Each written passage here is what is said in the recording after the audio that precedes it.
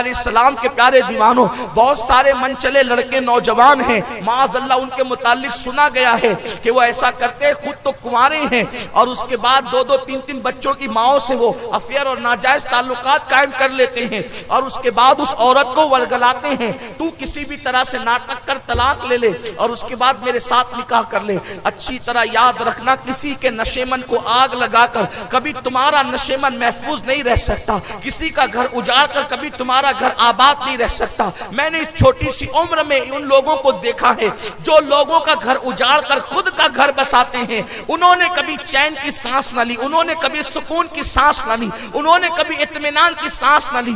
ایک کتاب ہے، اس کتاب کے اندر ایک واقعہ درج ہے، اس کو میں آپ کے سامنے عرض کروں عبرت کے طور پر۔ ایک بہت بڑے بزرگ ہیں، بہت بڑے محدث ہیں، انہوں نے اس واقعے کو لکھا ہے۔ واقعہ یہ ہے، ایک لکڑہارا تھا، اس لکڑہارے کی بڑی خوبصورت بیوی تھی۔ کبھی کبھی ایسا ہوتا ہے کہ غریبوں کو بھی قسمت سے خوبصورت بیوی مل جاتی ہے، اللہ کا انعام ہے، اللہ کی عطا ہے، اللہ جس کو جو چاہے عطا کر دے، حضور کی خیرات جس کو جو چاہے مل جائے۔ خوبصورت بیوی مل گئی، لیکن یاد رکھیں خوبصورت بیوی ملنے پر حضور نے جنت کی بشارت نہیں دی ہے۔ آقا فرماتے ہیں جس کو نیک اور دیندار بیوی ملے اس کو دنیا میں جنت عطا کر دی گئی۔ خوبصورت بیوی سے زیادہ دیندار بیوی کا ملنا بہت بڑی چیز ہے۔ دنیا میں جنت اگر کسی کے پاس ہے، سمجھ لو جس کے پاس نیک بیوی موجود ہے اس کے پاس دنیا میں جنت ہے۔ نیک بیوی کا مطلب کیا؟ یہ نہیں کہ وہ 16 سیدوں کے روزے بھی رکھے، پیر جمعرات کو روزے بھی رکھے، پنسورہ بھی پڑھے اور پھر کہے کہ ذرا جمعہ کے دن پچھر میں بھی لے کر چلنا، ایسا نہیں۔ میں تو کچھ لوگوں کو دیکھتا ہوں کہ خواتین جو ہے ان کے متعلق انہوں نے مجھے بتایا، جن کو لوگوں کو میں دیکھتا ہوں انہوں نے مجھے بتایا کہ عورتیں جب سیریل دیکھتی ہے تو کہتی ہے کہ سید صاحب کی تقریر میں سنا درود شریف پڑھنا چاہیے، اور درود شریف پڑھتے ہوئے سیریل بھی چل رہا ہے۔ یہ ایسا کون سا تقوی ہے؟ اس تقوی کے متعلق ہمارے بزرگوں نے فرمایا یہ تقوی نہیں ہے، اس تقوی کو لقوہ ہے۔ تقوی اس کو نہیں کہتے کہ معاذ اللہ با مسلمہ اللہ اللہ با برحمن رام رام، اس کا نام تقوی نہیں ہے۔ تقوی یہ ہے دل سے۔ یہ کیا ہے؟ تسبیح بھی چل رہی ہے، ادھر سیریل بھی چل رہا ہے، ایسا اسلام یہ بات نہیں کرتا۔ اگر درود شریف پڑھ رہے ہو تو پھر تصویروں پر نظر نہیں ہونا چاہیے، درود شریف پڑھ رہے ہو تو پھر زنا کے مناظر پر نظر نہیں ہونا چاہیے، درود شریف پڑھ رہے ہو تو پھر تصور گنبد خضرا کو ہونا چاہیے، سنہری جالیوں کو ہونا چاہیے، اس کی برکتیں آپ کو ملے گی۔ یہ بلکہ میں تو کہتا ہوں کہ معاذ اللہ اگر کوئی اللہ کا ذکر کرتے ہوئے زنا کے مناظر دیکھ رہا ہے تو یہ ایک اعتبار سے بے ادبی اللہ کے ذکر، اللہ کے ذکر کی توہین ہے یہ۔ میرے پیارے آقا علیہ السلام کے پیارے دیوانوں، طبیعت کی راہ مت چلو، رستے مت نکالو، شریعت کی راہ چلو۔ ایک بزرگ فرماتے ہیں کہ ایک لکڑہارے کو بہت خوبصورت بیوی ملی، وہ تھی تو خوبصورت مگر وہ نیک نہیں تھی۔ نیک بیوی بڑی عظیم چیز، یہاں پہ مجھے نیک بیوی کے متعلق بات آئی۔ نیک بیوی کا مطلب یہ ہے وہ شوہر کو تنگ نہ کرے۔ عورتیں بھی سن رہی ہوگی، خواتین بھی یہاں موجود ہے، دور دور سے آئی ہوگی۔ نیک بیوی کا مطلب یہ ہے وہ اپنے شوہر کو تنگ نہ کرے، یعنی کہ اس ضرورت سے زیادہ اس پہ بوجھ نہ ڈالے۔ آج کل عورتوں کے مطالبات بہت زیادہ ہیں نا۔ کسی بہت بڑے ابھی قریب کے مفکر نے کہا کہ کل کی عورتیں کہتی تھی ذرا بچوں کے لیے کھانا لے کر کے آنا آتے آتے، آج کی عورتیں کہتی تھی گھر میں کہتی ہے کھانا ہو یا نہ ہو میری میک اپ کا سامان ضروری ہے، اس لیے کہ اگر میں گھر سے باہر نکلوں گی اور میک اپ کے بغیر نکلوں گی تو لوگ کیا کہیں گے۔ میں کہتا ہوں کہ میک اپ کیا چیز ہے آج کل تو اچھا یہ بات بھی کہوں تو انصاف نہیں ہوگا کہ آج کل عورتیں میک اپ کرتی ہے، ہم تو دیکھتے ہیں کہ آج کل جو ہے وہ مرد بھی میک اپ کرتے ہیں، لوگ جو ہے وہ پروگرامات میں آنے سے پہلے میک اپ کرتے ہیں۔ اور کیوں بھئی؟ آپ اچھے نظر آئیں۔ نادان مومن کے لیے وضو سے بڑھ کر میک اپ کیا ہے؟ حضور فرماتے ہیں جو وضو کرتے ہیں ان کے چہرے دنیا میں بھی چمکتے ہیں اور آخرت میں بھی چمکتے ہیں۔ اور چہروں کی یہ سفید چمڑیوں کی اسلام میں اہمیت نہیں ہے، روشن اور منور دلوں کی اہمیت ہے۔ اور یاد رکھنا جن کے دل چمکتے ہیں ان کے چہروں سے اللہ رب العزت لوگوں کے دل میں خود بخود محبت پیدا کر دے۔ کیوں؟ حضرت بلال کا چہرہ خوبصورت نہ تھا؟ رنگ کے اعتبار سے تو لوگ کہتے ہیں کالا تھا، لیکن میرا ایمان کہتا ہے، ایمان کی نظر سے دیکھتا ہوں تو وہ اتنے خوبصورت تھے کہ بلال کا دل دیکھ کر چاند شرماتا تھا۔ دل چمکتے ہیں تو چہرے خود بخود محبوب ہو جاتے ہیں، اور جن سے خدا محبت کرتا ہو ان چہروں کو دیکھ کر خدا یاد آتا۔ ہم نے ایسے بزرگوں کی بھی زیارت کی ہے جن کے چہرے بہت سفید نہ تھے لیکن چہرہ دیکھ کر لگتا تھا کہ کسی اللہ والے کے سامنے بیٹھے ہوئے، ایسا بھی لوگوں نے آج کل سفید چمڑی کو سب کچھ سمجھ لیا۔ اللہ تعالیٰ لوگوں کو ہدایت عطا فرمائے، خیر عطا فرمائے، پہچان دے اللہ تعالیٰ۔ اللہ تعالیٰ سونے کی پہچان دے، سونے اور پیتل میں لوگ فرق کر سکیں۔ اللہ لوگوں کو پہچان عطا کرے کہ لوگ جوہر میں، ہیرے میں اور عام پتھروں میں فرق کر سکیں۔ لیکن یاد رکھیں یہ پہچان بہت آسان نہیں ہے۔ جوہر کی گت جوہری جانے، جو کوئی جوہری ہوئے۔ جو جوہری ہوتا ہے نا وہ جانتا ہے کہ جوہر کیا ہے، اور بھٹیارے کو کیا پتا کہ جوہر کیا چیز ہے۔ آپ نے سنا ہے نا، آپ کو پتا ہے نا، معلوم ہے آپ کو، میں نے کہیں عرض کیا تھا لیکن بات دور نہ نکل جائے، بہت اشارہ دینا چاہتا ہوں صرف۔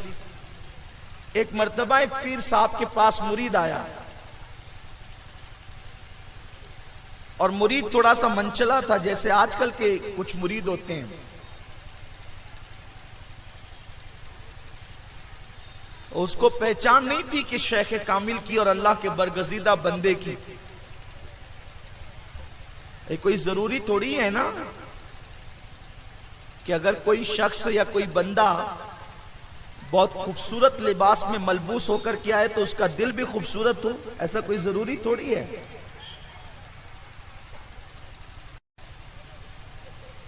امامے کے پیچ و تاب کی خوبصورتی کسی کو ولی تھوڑی بنا دیتی ہے۔ دل سنورتے ہیں نا تو پھر کوئی ولی بنتا ہے۔ اور ولی کی بڑی پہچان عرض کر دوں، ولی دو کام کرتا ہے، اپنا دل سنوارتا ہے، اپنا دل سنوارتا ہے اور دوسروں کا دل سنبھالتا ہے۔ اپنا خود کا دل سنوارتا ہے اور دوسروں کے دل، یعنی وہ ایسے کام نہیں کرتا کہ کسی کا دل ٹوٹے، وہ ایسی بات نہیں کرتا کہ کسی کا دل ٹوٹے۔ ولی کی پہچان اس لیے کہ وہ خود صاحب دل ہوتا ہے تو اسے دل کی اہمیت پتہ ہوتی ہے۔ تو ایک بزرگ نے اپنی انگوٹھی دیا، فرمایا بیٹے جا اور جا کر تھوڑا تلاش کر کے یہ اس کو بیچ دے، میں بیچنا چاہتا ہوں۔ وہ گیا ایک بھٹیارے کے پاس، کہا کہ یہ انگوٹھی آپ خریدیں گے؟ مختلف لوگوں نے اس پر مختلف تفسیریں کیے۔ اس نے کہا کہ 2 روٹیاں لے لے اور یہ انگوٹھی دے دے۔ اس نے کہا کہ اپنے شیخ سے پہلے مشورہ کر۔ اب آئے تو کہا گیا کہاں تھا بیٹا؟ کہا وہ حضور بھٹیارے کے پاس گیا تھا۔ فرمایا کہ کسی جوہری کے پاس جا۔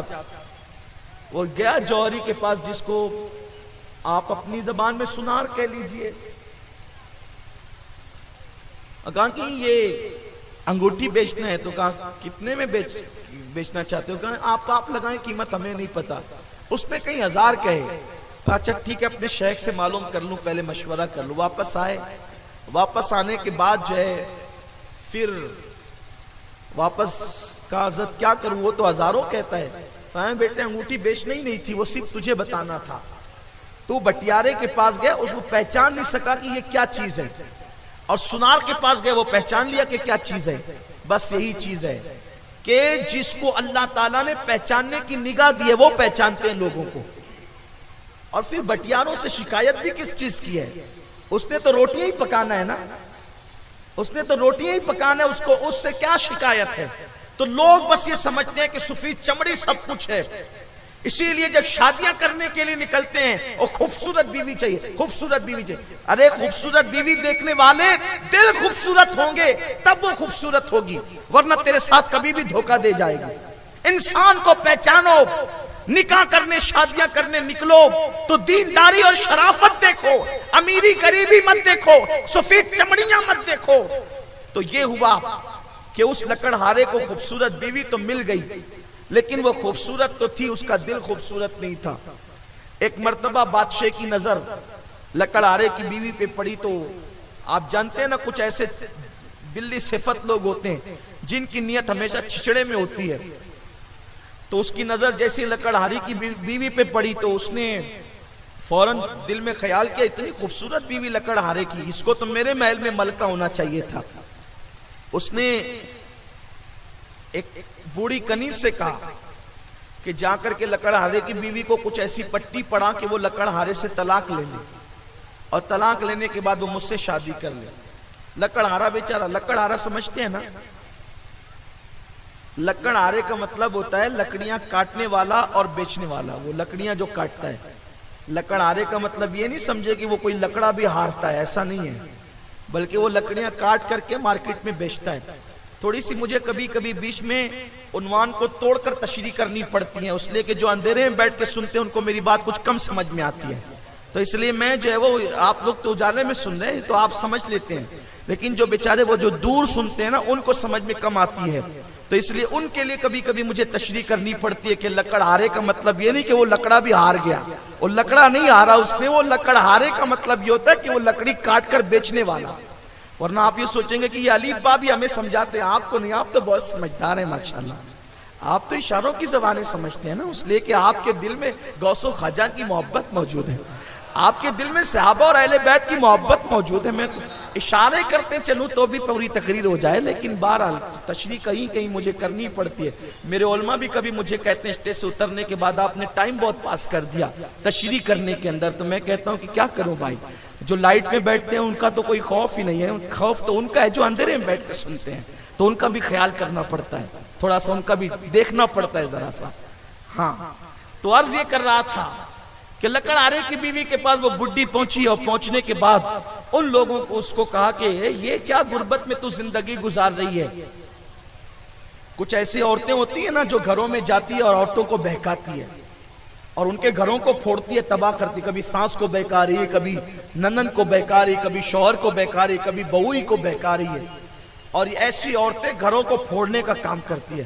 لیکن ایسے وقت پہ ہمیں بالکل مروت نہیں کرنا چاہیے، جب دیکھا کہ کوئی اختلاف یا فتنہ پیدا کرنے والا ہے تو اس کی مروت نہیں ہونا چاہیے، اس کو سیدھا باہر کریں، ورنہ آپ کا گھر تباہ ہو جائے گا، آپ کا گھر برباد ہو جائے گا۔ کئی مکانات اور کئی گھر برباد ہوتے ہیں، لوگوں کو گھر برباد کرنا بہت پسند ہے، اور حضور نے فرمایا کہ جو لوگوں میں پھوٹ پیدا کرے وہ ہم میں سے نہیں ہے، وہ کوئی اور ہوگا لیکن ہم میں سے نہیں ہے، حضور فرماتے ہیں وہ ہم میں سے نہیں۔ تو وہ عورت پہنچی، اور پہنچنے کے بعد کہا کہ کیا غربت میں تنگ دستی میں زندگی گزاری، تجھ سے تو بادشاہ محبت کرتا ہے، اگر تو چاہے تو بادشاہ کے ساتھ تیرا نکاح ہو جائے، تو ملکہ بن کے زندگی گزارے۔ اس لالچی عورت نے دیکھا کہ مجھے تو بادشاہ کی طرف سے آفر ہے، وہ شوہر کے ساتھ بے وفا ہو گئی۔ یہ بہت کٹھن منزل ہوتی ہے، اگر کسی عورت کو شوہر کا بے وفا بنانے کے لیے کوئی سازش کرے تو ایسے موقع پر عورت کے لیے بہت بڑی امتحان اور آزمائش کا موقع ہوتا ہے۔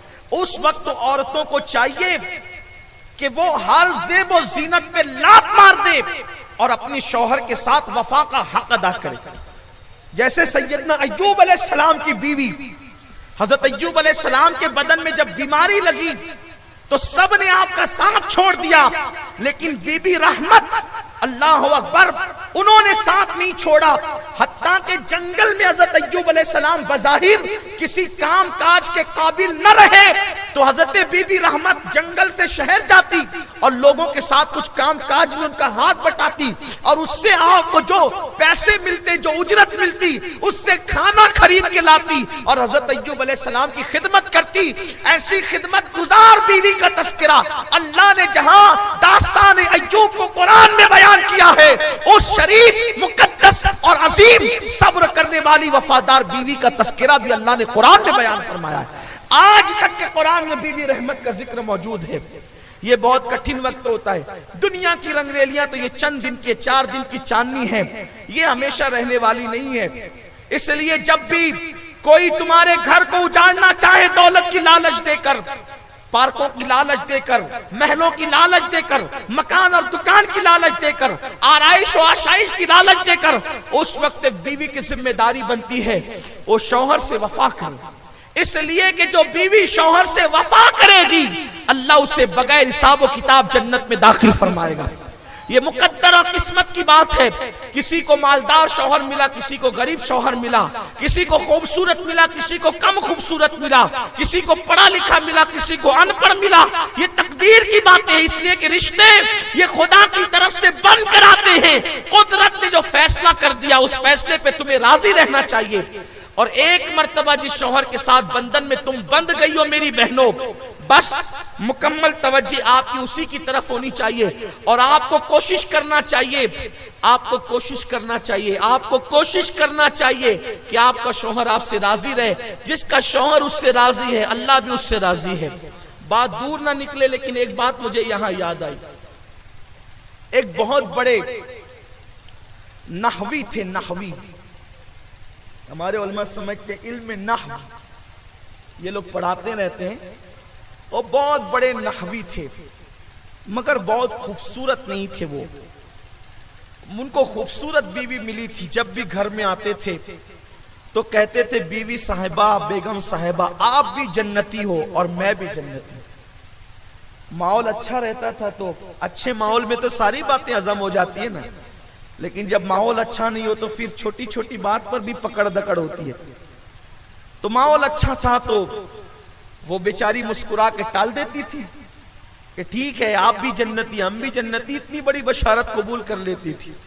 ایک دن موڈ اچھا نہیں تھا تو ناوی صاحب نے گھر میں آتے ہوئے جیسے ہی کہا کہ آپ بھی جنتی اور ہم بھی جنتی, تو اس نے کہا اس کے سوا بھی کچھ یاد ہے آپ کو؟ جب بھی دیکھو جب بھی وہی ایک بات, آپ بھی جنتی اور ہم بھی جنتی, اور آپ بھی جنتی اور ہم بھی جنتی, اور آپ بھی جنتی ہم بھی جنتی. کچھ اس کے سوا بھی یاد ہے؟ اور اس کے بعد کہتی ہے اچھا ٹھیک ہے اب آج بتا ہی دیجئے کہ یہاں جو آپ جنت کے دعوے دار ہیں اور ہم کو بھی جنت بانٹ رہے ہیں, اس کا کوئی ثبوت بھی آپ کے پاس ہے؟ پڑھے لکھوں کے پاس حلم بہت ہوتا ہے, صبر بہت ہوتا ہے.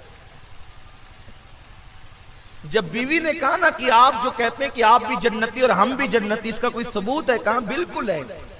دیکھو تم بہت خوبصورت ہو اور میں کالے رنگ کا ہوں.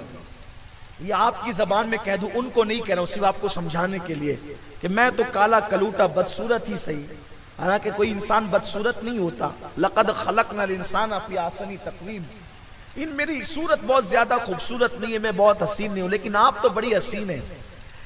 تو میں اس لیے جنتی ہوں بیگم صاحبہ کہ جب بھی آپ کو دیکھتا ہوں تو میں دل میں سوچتا ہوں کہ ایسے کالے کلوٹے کو ایسی خوبصورت بیوی ملی, اللہ تیرا شکر ہے. تو میں شکر کر کے جنتی ہو گیا. لیکن جب آپ مجھے دیکھتی ہوں گی تو آپ سوچتی ہوں گی مجھ جیسی حسینہ کو ایسا کالے رنگ کا شوہر ملا جو بہت خوبصورت نہیں ہے, لیکن تم اس میں کچھ کہتی نہیں ہو نا, صبر کرتی ہوں, اور صبر کرنے والوں کے لیے بھی جنت ہے. اس لیے کہتے ہیں کہ آپ بھی جنتی اور ہم بھی جنتی.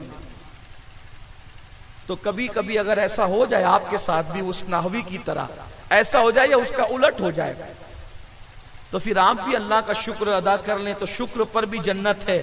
اور اگر صبر والا معاملہ ہو کہ وہ چیز وہ کوالٹی نہ ہو تو صبر کر لیا کریں, اس پہ بھی جنت ہے. سبحان اللہ و بحمدہ, سبحان اللہ العظیم و بحمدہ, استغفر اللہ, الحمدللہ حمدا کثیرا کثیرا, سبحان اللہ بکرۃ و اصیلا. میں نے جو تسبیح پڑھی ہے کچھ سوچ کر کے پڑھی, آپ کچھ اور نہ سمجھیں, اور اس کا مطلب بھی اللہ کی تسبیح و تحلیل ہے. تو بہرحال عرض کر رہا تھا کہ صبر پر بھی جنت ہے, شکر پر بھی جنت ہے. لیکن اگر کسی خوبصورت شوہر کو زیادہ خوبصورت بیوی نہ ملے تو صبر کر لے, اس پہ جنت ہے. اور خوبصورت ملے تو شکر کر لیں, اس پہ بھی جنت ہے. لیکن کر لیا کریں, یا تو صبر کریں یا تو شکر کریں, تیسرا کوئی کام نہ کیا کریں, تیسرے کام کی طرف نہ جائیں, اسی پہ جنت ہے. تو لکڑہارے کی بیوی نے سوچا کہ کہاں اس لکڑہارے کا کی کٹیا اور کہاں وہ بادشاہ کا محل. اس کا فوراً رنگ بدل گیا, اس کا فوراً انداز بدل گیا, اس کا فوراً طور طریقے بدل گئے. بس جب بھی آئے اس کی ناک چڑھی رہے, اس کا منہ اترا رہے, منہ ٹیڑھا رہے, اینٹ کا جواب پتھر سے, محبت کا جواب بھی پتھر سے, پھول کے بدلے کانٹے. آخر لکڑہارا تھا, انسان تو تھا, کب تک برداشت کر سکتا تھا. اس نے سوچا کہ اس کا موڈ اچھا نہیں رہتا, اس کا مطلب یہ رہنا نہیں چاہتی. کچھ عورتیں ایسی ہوتی ہیں جن کو رہنا نہیں ہوتا ہے تو ان کے سر کا درد کبھی ختم ہی نہیں ہوتا، کسی ڈاکٹر سے ختم نہیں ہوتا، ان کی ٹونائن کسی عامل سے نہیں چھوٹتی کبھی، جنہیں رہنا ہی نہیں ہے، جنہیں رہنا ہی نہیں ہے، شوہر آئے تو اس کو ٹونائن سوار ہو جاتی ہے، نہ اس ٹونائن کا کوئی عطا ہوتا ہے نہ کوئی پتہ ہوتا ہے، اب بڑے سے بڑا عامل اس کو اتار نہیں سکتا، ایسا بھی ہوتا ہے۔ اور جو عظمت والی بچیاں رہنا چاہتی ہیں شوہر کے ساتھ، پھر وہ ہزارہ مصیبتوں کے باوجود بھی صبر کے گھونٹ بھی کر کے رہتی ہے۔ لیکن قوم کی میں ان بیٹیوں کو سلام کرتا ہوں کہ وہ ہزارہ مصیبتوں کے بعد شوہر کے ساتھ وفا کرتی ہے۔ حضور کو انہوں نے جنت، حضور علیہ السلام نے ان کو جنت کی بشارت دی ہے۔ اور قوم کی وہ بیٹیاں جو کسی غلطی یا غلط راہ پہ چل کر، ویسے الحمدللہ اکثر بیٹیاں ایسی نہیں ہوتی، لیکن اکا دکا اگر کوئی غلط راہ پہ چل کر اگر کسی غلطی کا شکار ہے، اگر اس کی نگاہیں کبھی کہیں اور ہیں، وہ کسی اور جگہ پر معاذ اللہ جہنم کے رستے پہ جا رہی ہے، تو میں قوم کی اس بیٹی کو یہاں سے پیغام دینا چاہتا ہوں، میری قوم کی بیٹیوں، شوہر کے ساتھ کبھی بے وفائی نہ کرنا، شوہر کے ساتھ کبھی غداری نہ کرنا، اس لیے کہ بے وفائی کا انجام کبھی اچھا نہیں ہوتا، انجام ہمیشہ برا ہوتا ہے۔ تو لکڑ آرے کی بیوی نے سوچا کہ یہ غریب کی کٹیا کہاں اور محل بادشاہ کا کہاں، اس کا رخ بدل گیا، انداز بدل گیا۔ لکڑ ہارے نے سوچا کہ اب یہ میرے ساتھ رہنا ہی نہیں چاہتی تو اس کے ساتھ رہنا ہی بیکار ہے، اس نے طلاق دے دی۔ طلاق دینے کے بعد عدت گزاری اور عدت گزار کر کے پھر اس نے بادشاہ کے ساتھ نکاح کر لیا۔ اس کا انجام تک تو وہ پہنچ گئی، اس کے اپنے پلان کا تو انجام ہو گیا، اس کا مقدمہ پورا ہو گیا، اس کی دل کی تمنا پوری ہو گئی۔ اب اس کے دل کے اندر حالت یہ تھی کہ میں بادشاہ کی ملکہ ہو گئی، لکڑ آرے کی کٹیاں سے نکل کر کے میں بادشاہ کی ملکہ ہو گئی محل میں۔ جیسے شادی کی پہلی رات آئی اور بادشاہ اس کے قریب آنا چاہتا تھا تو بادشاہ بہرا ہو گیا، گونگا ہو گیا، اندھا ہو گیا، چلنے اٹھنے بیٹھنے کے قابل نہ رہا۔ وہی کیفیت اس عورت کی بھی ہو گئی، وہ اندھی ہو گئی، گونگی ہو گئی، بہری ہو گئی، مکی ہو گئی، بولنے کے قابل نہ رہی، کھڑی اور بیٹھنے کے قابل نہ رہی۔ جب اس کی پوزیشن یہ ہوئی تو اس وقت لوگ حیران تھے، ایسا ہوا کیوں؟ تو غیب سے آواز آئی، تم دونوں نے مل کر لکڑ ہارے کے ساتھ کیا کیا ہے؟ کیا ہم اس سے غافل ہیں؟